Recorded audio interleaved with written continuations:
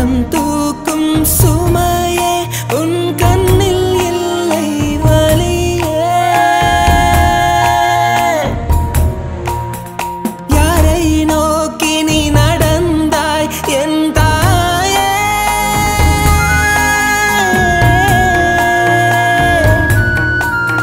காலம் சொல்லும் உன் தடத்தை என் தாயே.